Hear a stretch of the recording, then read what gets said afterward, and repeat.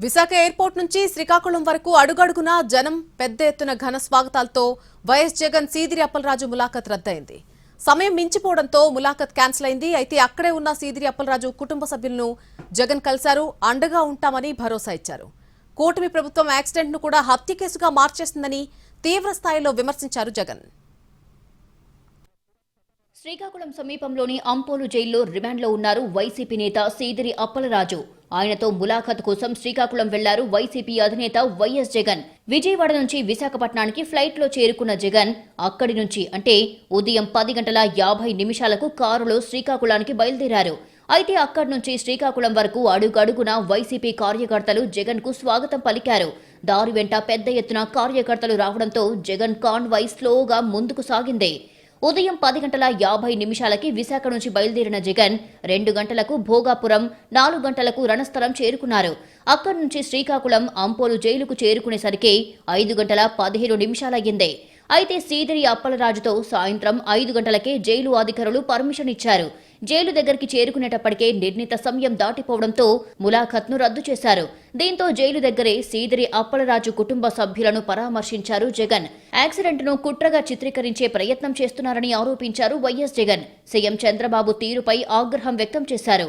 ఒక యాక్సిడెంట్ ను ఒక కుట్రగాను, ఒక హత్యగాను దాన్ని వక్రీకరించి మలచి తన కెరీర్ ను నాశనం చేయాలని, తన క్యారెక్టర్ ను అసాసినేట్ చేయాలని, అప్పలరాజును నాశనం చేయాలి అని చెప్పి ఇంత దుర్మార్గపు ఆలోచన, ఆ దుర్మార్గపు ఆలోచన చేసే దాంట్లో కూడా కనీసం ఈ 18 ఏళ్ల పిల్లాడు, ఈ పిల్లోడి జీవితం నాశనం అవుతుందని కూడా కనీసం చంద్రబాబు నాయుడు ఆలోచన చేయడం లేదంటే నిజంగా అడుగుతా ఉన్నా. 80 ఏళ్ల వయసు వస్తా ఉంది Chandrababu Naidu.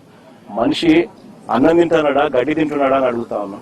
Ichchapuram TDP MLA car ఢీకొని వృద్ధుడు చనిపోతే ఎందుకు కేసు పెట్టలేదని ప్రశ్నించారు వైఎస్ జగన్. పాతపట్నం ఎమ్మెల్యే కొడుకు యాక్సిడెంట్ చేస్తే అతన్ని తప్పించి డ్రైవర్ను పెట్టారని ఆరోపించారు.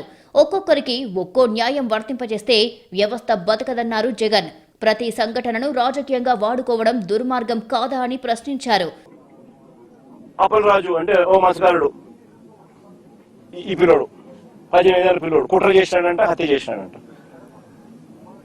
అని ర్యాలీలు. నిజంగా నేను అడుగుతా ఉన్నా, ఇదే చంద్రబాబు నాయుడు గారిని అడుగుతా ఉన్నా, నీకు మనిషివా రాక్షసుడివా అన్నది ఒకసారి నువ్వు ఆలోచన చేసుకోవాలా అని చెప్పి చంద్రబాబు నాయుడు గట్టిగా నిలదీస్తూ అడుగుతా ఉన్నా. ఎందుకంటే ఒక మనిషి అనేవానికి మనసు ఉండాలి. This is beyond repair. అంటే ఒక ఏ ఇన్సిడెంట్ అయినా కానీ వదలకూడదు, దాన్ని ట్విస్ట్ చేయాలా, వక్రీకరించాలా, ఎవరినైనా నాశనం చేయాలా, నీ రాజకీయ అవసరాల కోసమైనా ఆలోచన చేయడం దుర్మార్గం అనిపించడం లేదా మీకు? Absolutely disgraceful. అప్పలరాజు కుమారుడిపై జరిగిన రోడ్డు ప్రమాదం కేసును ప్రభుత్వం కక్ష సాధింపుగా మార్చిందని వైఎస్ జగన్ విమర్శించారు.